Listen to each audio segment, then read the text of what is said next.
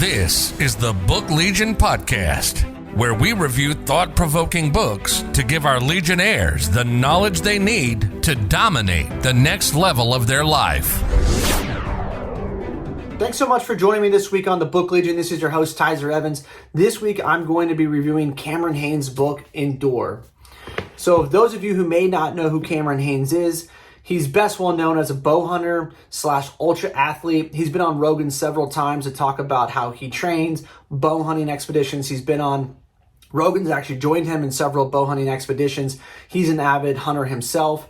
So Cameron Hanes is from Oregon, right outside of Eugene, Oregon, I believe. He was somebody he talks about, he was nobody special. He was just kind of a guy that actually idolized his father, who happened to be a great star track athlete, ended up becoming a legendary coach in Oregon when it comes to track and field. But Cameron Hanes didn't get all the same genetics his dad did. And so he was a decent athlete, but wasn't like a superstar. I mean, his dad was someone who was poised to be like an Olympic style athlete when it came to track and field. So he talks about, his parents getting divorced and kind of what that did to his relationship with his father and his mother and his stepdad, who's a kind of a real hard-nosed redneck type guy. So he has kind of an interesting childhood that I think that he had to work through some of his training, and he kind of talks about that hardship early on in the book, which I actually really kind of resonated with a lot of the stuff that he went through. So Cameron Hanes first picks up his stepdad was an avid hunter. And so he gets into hunting, I would say in his mid-teens, and then he goes out and, has his first big kill. He kind of is hooked, right? And so he doesn't take it real seriously in his early 20s, but he starts to like it. He starts to get some better mentorship when it comes to hunting. He has this guy take him underneath his wing early on when it comes to bow hunting. And then he just becomes obsessed. And as he starts to become obsessed through the years, he starts writing for bow hunting magazines while having a normal 9-to-5 job. Actually, one of the things I respect about him is he still has a normal 9-to-5 job, I think, working for the water treatment plant in the city that he lives in Oregon. So as he starts to develop and have this obsession with bow hunting, he realizes why wouldn't I train like an athlete does for bow hunting? And so this whole book is kind of predicated on where he went was started bow hunting and the assumption he had to become the best bow hunter humanly possible up to his standards, which hopefully would lead to be one of the greatest of all time, like the guys he idolized and worshiped and read about in magazines. So he takes you through the journey of that. Again, he talks a lot about that I'm nothing special, but through discipline and sheer effort, you can become whoever you want. Now, he talks about this with writing, training for bow hunting, and training for ultras in particular, and how he has a very siloed focus and approach when it comes to his training. So the book is really kind of broke up into his childhood, and then he talks about his experience with how he got into bow hunting. Then he talks about kind of his experience actually with becoming a writer, and he is a good writer. And then he talks about, going into training for ultra, and then ultimately all these things that had led up to him having some success and some fame, and how he's been able to deal with his haters and his critics, and how he's kept his focus and how his perception on life.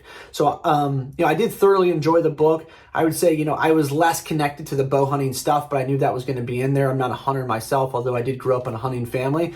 But, to each their own, right? I have nothing against it. I think that the way that he does it, it's a beautiful way to honor the animals. I think we do need.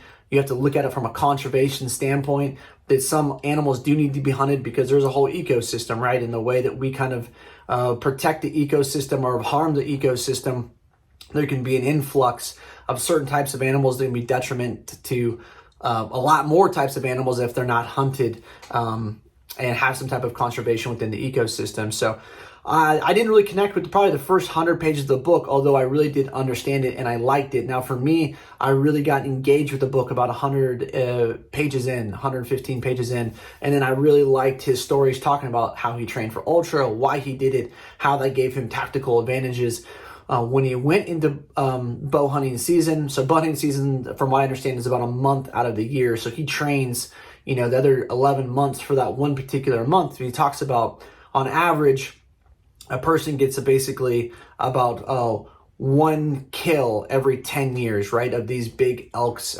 That's typically what he's talking about is these prized elks in the book. And so he said that, most people fail. 9 times out of 10 you fail. when you go bow hunting. So I guess the best way to look at it is that in his mind that he's never had an unsuccessful season in 30 years of bow hunting. So in order to be the best of the best and to go deep into the woods, to be put in precarious situations with being 8 days on your own, deep into the forest, have to have your full senses alert, understanding when you do kill an elk that maybe weighs, 700-800 pounds, you got to pack the meat out. You got to go back and forth, especially if you're by yourself. You got to be in top-notch shape to be able to scale mountains, to be able to stay up for days at a time, to be on full alert because you've got bears out there, you've got bobcats, you've got mountain lions, you've got a lot of things that are going to take you out as well.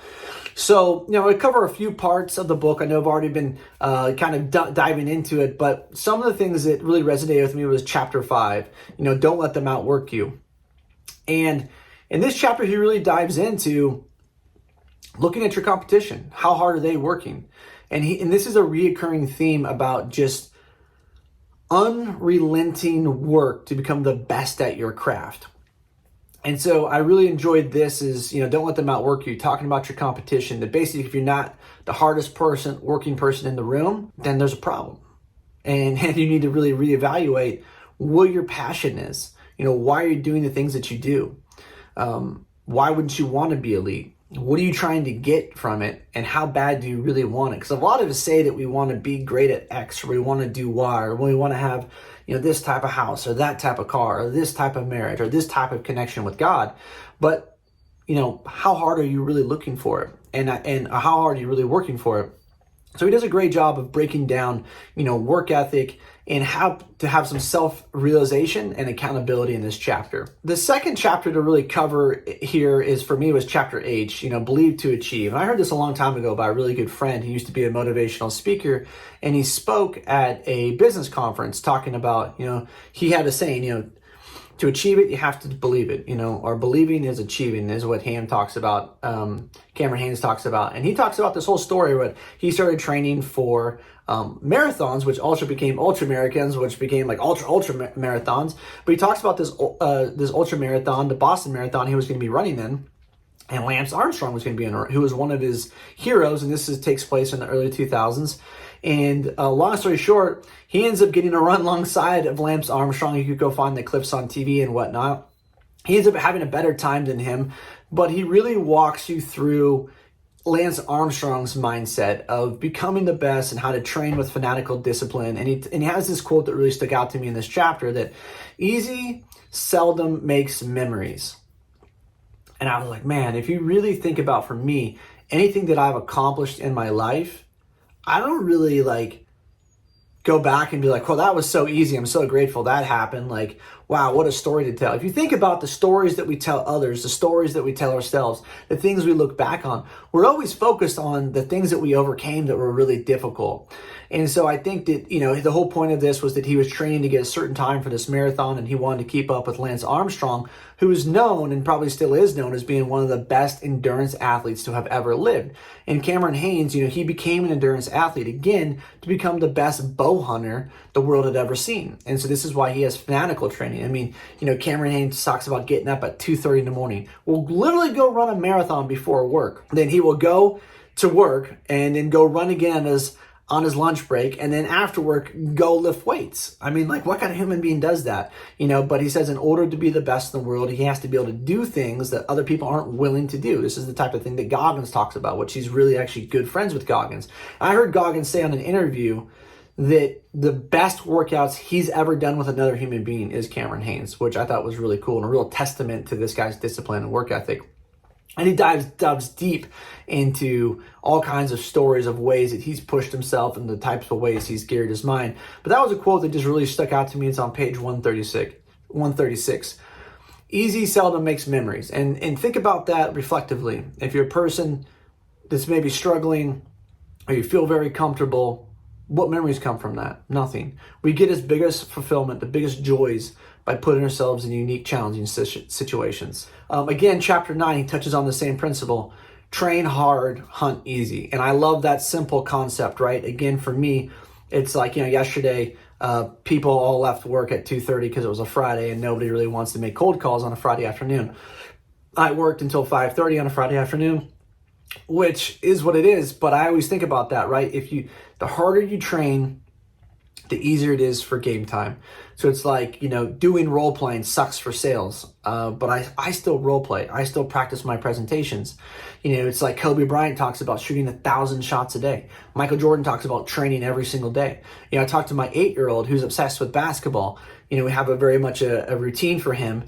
He's one of the, if not the best second grader in Katy, Texas, where we live right now for basketball. And I know that sounds weird. He just played in a tournament with 24 teams, and his team won the championship of 24 teams. And I had people coming up to me after every single game going, Ty, or who's that? Is that your son? And I go, yeah, it's my son. Like, how long has he been playing for? When did he start? How much does he practice? This kid is unbelievable. But he trains hard so the games are easy, my 8-year-old, because he has a dream and he has a destiny of one day potentially playing in the NBA. And, I understand that becoming a professional athlete is, extremely hard. And I tell him, buddy, the chances of doing that are very small. I try to be realistic. So if you really want that dream, unfortunately, you got to start working at it when you're 8, right? Because you're going to face people that have way more athletic ability. So he comes home, he does his homework. He goes out and he does 100 jump shots, and then he does 20 to 30 minutes of ball handling every single day. And my son, as an 8-year-old in second grade, he looks like he's ambidextrous with the basketball. The kids could not guard him because he can use both hands. The point of this that Cam talks about is when you train hard like that he does. He trains 11 months out of the year where he's doing ultra 50-mile races, 100-mile races, right? 240-mile races, weightlifting constantly. He shoots his bow and arrow every single day. The reason he does this is so when he's put in a position where he has the prized elk in his sights, he knows that when he lets go of that arrow, unequivocally, he's going to get what he wants, right? He's going to put himself in the best position to not get tired when he's been out in the wilderness for 7 days, 8 days, 2 weeks by himself. So he trains hard so the hunt is easy. And I think this is just a great metaphor for life. The harder you train, then when time comes to matter to execute, the easier it'll be. And you can apply that to any modality of life. And so I really love chapter 9. And then the last chapter that I just want to touch on was chapter 12, called Beast Mode. And I just want to read you 2 things from this chapter because it's on page 206. I want to do what no one else wants to do. What no one else finds value in doing, that's only edge I have. And he talks about this time and time again. I am nothing special. I'm just willing to outwork everybody else. I'm willing to do things that no one else would do. I'm willing to get up at 2:30 in the morning and go run a full marathon, which is 26.2 miles, before I go to work for an 8-hour day, like I've already told you. I mean, running a marathon is crippling, but doing it on back-to-back, back-to-back, back-to-back, back-to-back days, while weightlifting, while running during your lunch, it is fanatical. But he understands that I have to do this for when the time counts. I have to be in beast mode for my training, like we just talked about in chapter 9, train hard, hunt easy. So he talks about that quote was really stood out to me. And then also on page 209, if you're not the hardest working person you're not working hard enough. An outlier never will allow someone to outwork them. And this is just a recurring theme. He does a good job of pretty much, here's another quote I highlighted. What are you doing to set yourself apart? He has a lot of consistent themes that he kind of reiterates in a lot of different ways in the book, which is great because he's a great storyteller, so he tells you through stories. But ultimately, you read the book and you just think how could a human body go through that? And what he really talks about is just finding his limit. He wants to train so hard. He keeps pushing the limit. And oftentimes, he reiterates the quote that I've talked about on this channel before when I've reviewed both the David Goggins books. Oftentimes Goggins talks about that 40% governor. That when you think that you've taxed out, when you think you're 100%, you're actually only at 40% of what you're capable of. And so Cameron Haves lives and breathes. This guy's now, I think, in his early 50s. And this dude still gets after it every single day. He's completely jacked. He does not take days off. He talks about he's so obsessed with becoming the best bow hunter he can be. He misses family vacations, right? He misses things that most people wouldn't miss in their lives because he does not take a day off. It's kind of like Jocko. You want to take a day off? Take tomorrow off. Train today. And so to me, the book was really motivating. It was really inspiring to see someone who thought of themselves. And he starts to talk about this in the book. If I were to go back and tell the kid that thought he was nothing, the kid that was running the paper route, the kid that came from divorced parents, the kid that had, an alcoholic father. If I were to tell that kid that people online would be DMing them, emailing, mailing me, telling me how I changed their lives, that I'd be, being on TV, right? That I'd be on really famous podcasts, radio shows. I'd be written about in magazines, and that people would call me legendary. I wouldn't have believed them. But also that kid would be so proud of the man that I've become today, because it was always inside of me. And it's always inside of all of us. And so that's kind of what I got from the book. To just take accountability for what you want in your life. What are you passionate about? And what are you doing intentionally to go get it? Because it's like success doesn't just happen by accepting your life where it is. He's been intentional about the things that he's wanted in his life, and he's worked harder than anybody else to go and get it. So all the fame, recognition, and money is well deserved, like it is for anybody who goes out and get those things. So love the book. I'll post a link to the book below if you're watching this on YouTube or you're listening to this on a podcast. You can go pick it up. I think the hardcover that I got was about $21. There might be a paperback that's probably $14, $15, and of course you can get the audio book. I just like hardcover. It's also a beautiful book. Those of you who look on YouTube, there's lots of good pictures in here of him. It's a really beautifully put together book as well. So thank you guys so much for listening. If you haven't done so, please subscribe to the podcast. Share with 3 or 4 like-minded book lovers. Let us know what you think of the podcast. Let us know what you think of the book reviews. And please send us, Kevin and I are always looking for books to cover. Oftentimes we choose them. We've got a pretty good stack. But if you're like, hey, Ty, you should check out this book, more people need to hear about it, shoot us an email. You can put thebooklegion@gmail.com. It's a good place to find us. Or you can hit us on any social media. Or you can go to the website, thebooklegion.com. There's a spot in there to drop us a note if you want to contact us through the website. So love to hear from more of you about books that you've read or ones you would like us to review. Thanks so much again for listening.